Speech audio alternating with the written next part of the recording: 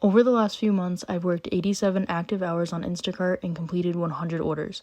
Even though it was hard and mistakes were made, not only do I think it's important to reflect and learn from these last 100 orders, but also to add it all up to find out how much I made, if it was worth it, and my highlights. Hello and welcome back to the channel. Now, I had this thought the other day, because even though I do Uber Eats, Instacart, Shipt, DoorDash, I've never actually taken the time to sit there and look at how much I actually make per app. I kind of just look at my overall earnings. So I thought it'd be a good idea to actually break down the Instacart orders that I've done, and not only look at how much I've earned on average for the last 100 orders, but in total the last 100 orders.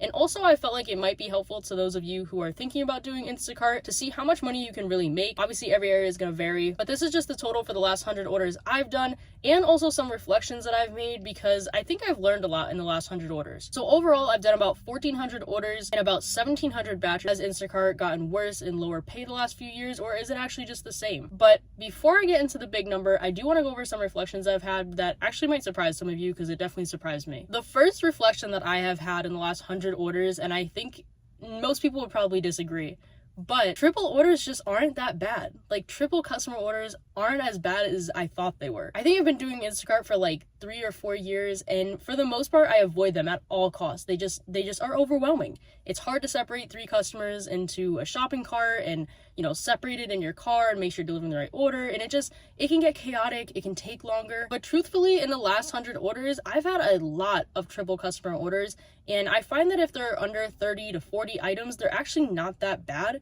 And typically Instacart combines an order that has, you know, most of the items with 2 customers or 1 or 2 customers that have very few items. So it actually isn't too hard to separate.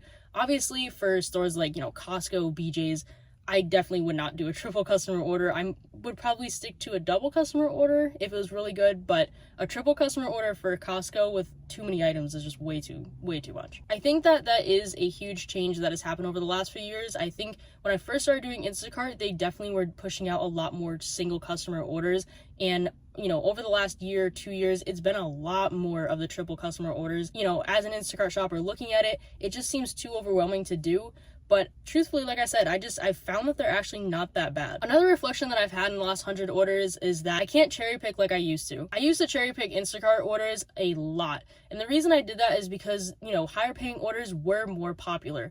You could easily get at least a $40 or $50 order every single day, sometimes multiple times a day. And then I would usually see a $100 order a couple times a week, but those just don't really exist as much anymore. And so even though I still cherry pick and try to find good orders, I think that overall it is just kind of better sometimes to do an order instead of just sitting there and waiting. The market just isn't what it used to be, and so a combination of just doing an order and also not being afraid of how many customers, I think has made a huge difference in my earning and just how frequently I'm doing Instacart orders. And although the month isn't over, I think this is probably the closest I have gotten to Diamond Cart. And although I won't be able to experience those benefits quite yet because I'm just not going to be able to accomplish that many orders in the next couple days, I would at some point like to try getting to Diamond Cart. Maybe I'll try to get Diamond Cart this next time around and really see if it's worth it or not. I think that it probably won't be, but I think that now that I'm open to accepting triple customer orders, and I'm not accepting, you know, terrible orders, there's still really good orders. I've just found a system that works for me so that I don't have to be so overwhelmed by how many customers there are, that I would like to see if Diamond Cart is worth it. And I'll definitely do a video once I achieve that so I can share with you guys my experience and see, you know,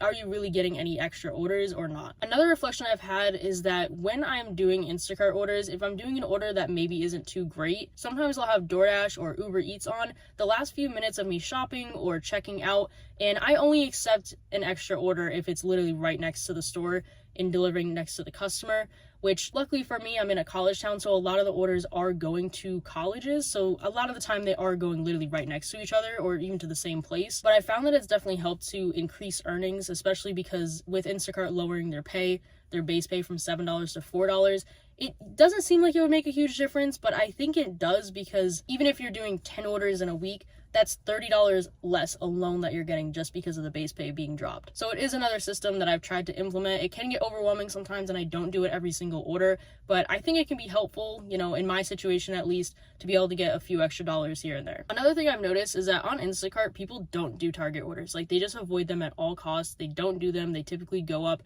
and people don't really tip with Target orders because, like I said, a lot of them are going to colleges, but they typically sit around for a little bit, and if you have Shipt, then you can kind of pair them together together because Shipt is mostly Target orders, and so it's another way to like multi-app, so combining the two can get you some pretty good money. Another thing I've noticed about Instacart in the last 100 orders is that there is definitely an algorithm that likes to send you orders that are similar to the ones that you accept. I noticed as soon as I started accepting double and triple customer orders, they started sending me a lot more of them, which in the end ended up being a good thing because I ended up getting access to $60, $70, $100 orders that I don't think I would have seen otherwise. I think there's also an algorithm with Instacart where the more orders you accept and complete, the more orders they send you. I feel like before I started accepting a lot more Instacart orders, I feel like I just wasn't really seeing anything, but as soon as I started accepting more, they started showing me more. Now don't worry, I am going to get into the numbers in just a second, but a few more reflections. I think something that really surprised me is that almost none of these orders I accepted near the store. I don't know if that's just the area that I'm in, and the other Instacart shoppers that are out are also not sitting at stores because they're doing, Uber Eats,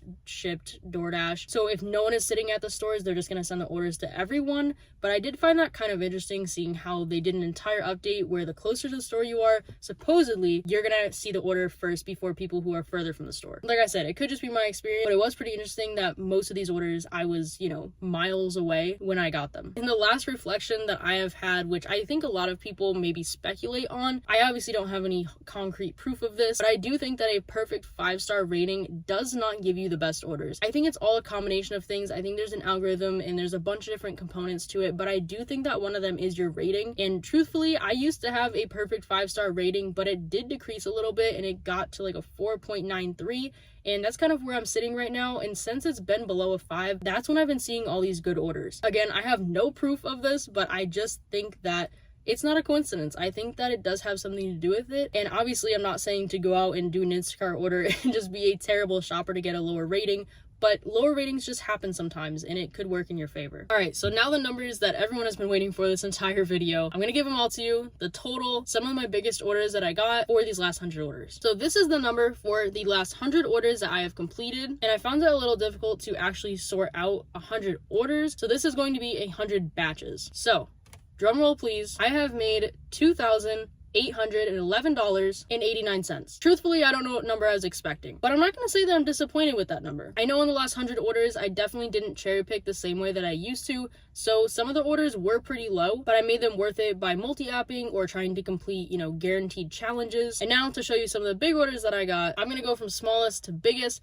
I had a lot of $40 to $50 orders that I'm not going to include because although they are good orders, I just had some bigger ones that I would rather share with you guys. But starting off, I had a $60 triple for 66 items and it was 9.3 miles in total. I had a 64 triple for 59 items and only 2.8 miles, a $73 triple for 48 items and only 7.6 miles. And then my two biggest orders that I got that were actually for the exact same customer, I'm not sure why the miles varied just a little bit, but I remember they were for the same customer. I got a $95 order for 51 items, only one customer and 6.8 miles. And then about a month later, a $93 order for 53 items, and it said 6.2 miles, but like I said, it was the exact same customer, so I don't know why the miles varied. I think that I got their order again because they gave me a 5-star rating the first time and they left me a compliment as well. But I do think that I got those higher paying orders because I was completing a lot more orders. And although those two orders were single customer orders, if you'll notice, the 60, the 64, the $73 order, those were all triples. And although you may think, oh, the items are kind of high,